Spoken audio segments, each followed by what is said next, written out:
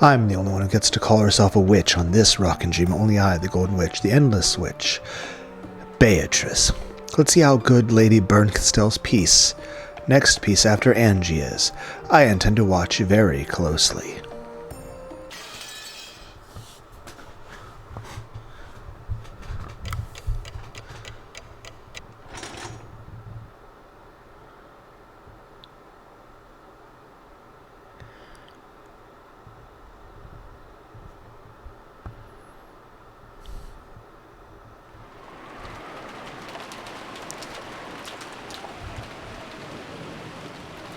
Erica's seat was the lowest one in rank.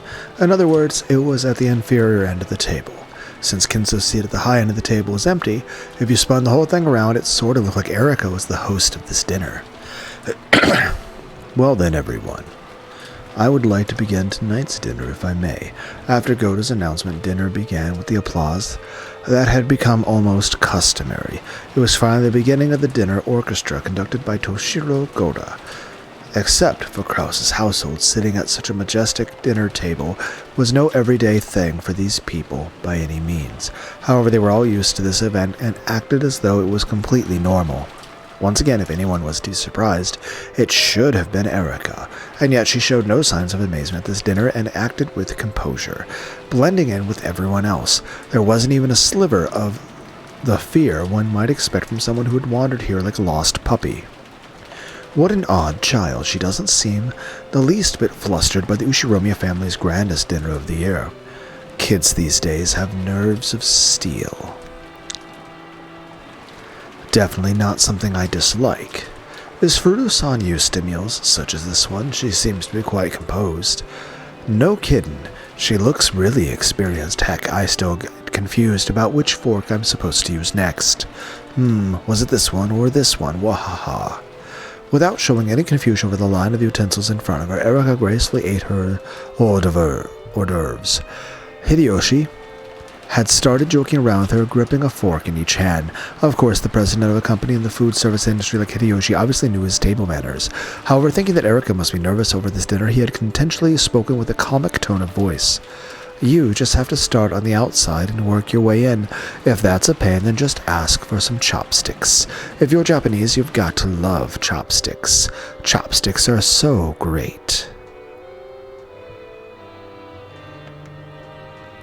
Just one pair of those and you can deal with any kind of food. As soon as she began talking about chopsticks, her eyes started glittering. The smile she now showed for the first time was far different from the dignity she had displayed before, more like something you'd expect from someone her age. Giggle. But even you would use a spoon for curry and rice, wouldn't you? Just make it a donburi bowl. Is there anyone who would eat beef bowls with a spoon? Of course not. For the Japanese, it's absolutely positively totally chopsticks. So, Goda-san, would you mind bringing me some chopsticks? I want to show everyone how a true Japanese person should eat without any shame. By the way, what are we eating next? Unfortunately, that would be soup. As she imitated a shrugging gesture, Erica winked at everyone. Wahahaha. Of course, no one was laughing at her. She obviously knew that soup came after hors d'oeuvres and a full-course meal. Furthermore, Erica noticed both that she had been performing too perfectly and creating a sense of tension, and that Hideyoshi tried to break the ice because he thought she was nervous. That's why she started acting a little childish and light-hearted, acting out the part of a guest enjoying a harmonious dinner. Pretty soon, not only Kairi but everyone else caught on. Though she was an uninvited guest, she was apparently worthy of participating in an Ushiromiya family dinner. Smart kid. Did she really just come here by coincidence? Don't tell me you secretly called your illegitimate child here today to today's family conference, Nissan. It seems she even has the smarts to brighten the mood, and her manners are simply wonderful. It wouldn't be bad at all to have this girl as a daughter. Hee hee. That's pretty cruel. Where does that leave Jessica-chan? Giggle. That's mean, Rudolph Nissan. What's wrong, Jessica-chan? Headache? Ooh, I get the feeling my reputation's taken a dive. Well, if you're the daughter of the head family, you'd better not let her beat you. Try using those table manners and dignity Aunt Natsui's always training you with, and fight back. I want to see the table manners. Ooh. Hey, jumping around is bad manners. Come on, Jessica-chan. Show us how it's done. Sure, of course. Jessica straightened up as much as it looked like someone had poked her. Jessica straightened up so much that it looked like someone had poked her back with a pole. She had good posture, but it somehow lacked elegance. She looked, well, kind of like a triangle ruler. She sat at attention with her gaze fixed straight ahead, tried to bring her food to her mouth despite this, and failed miserably. Dad, who was sitting next to her, suddenly realized that something was up. What's wrong, Jessica-chan? Stomach ache? Jessica turned bright red. Sorry, I can't help myself. We laughed our heads off. Jessica protested, still bright red. Aunt Natsui scolded us for being too improper. Well, now, no matter how much we tried to smooth it over, we are who we are. We couldn't pretend any longer. Still, that laugh really did help us to relax. We were so concerned about the guest getting nervous, we'd gotten even more nervous ourselves. Our chatter from the center of this long table spread to both ends, and ultimately the dinner was even more smoothly than usual.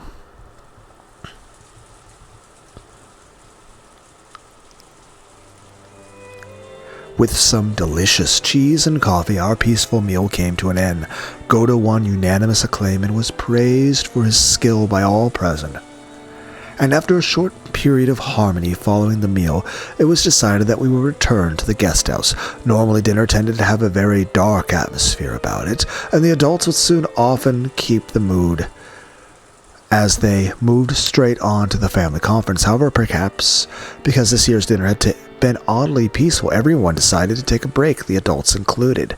After eating, taking a bath, and relaxing while watching TV, I wonder if they'll gather again in the mansion with all this rain and resume that high-tension family conference of theirs. I'd rather not think about it.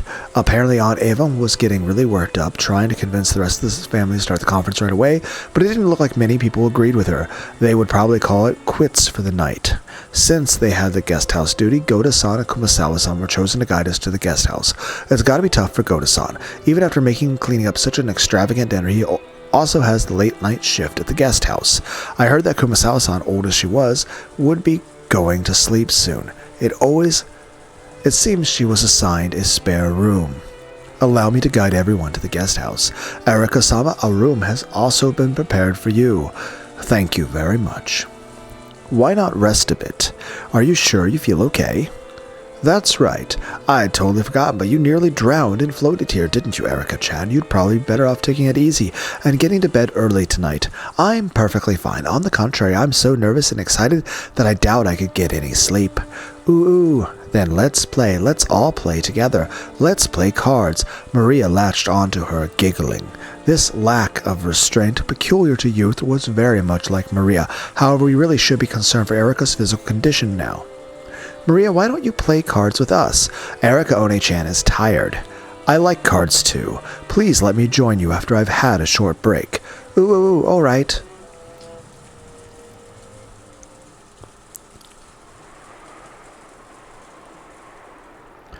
Who is that?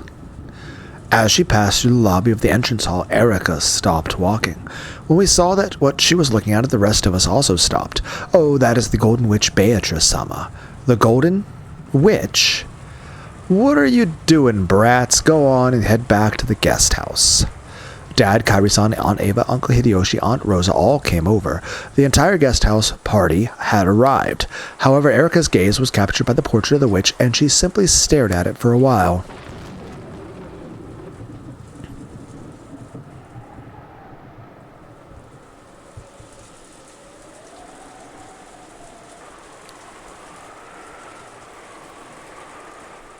Yeah.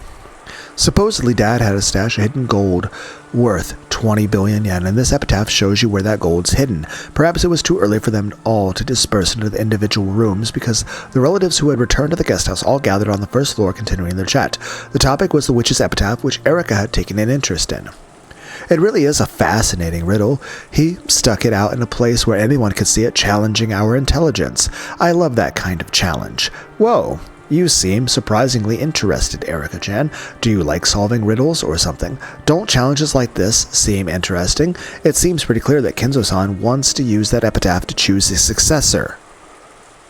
When she said that, the adults stopped moving and slowly turned to face Erika.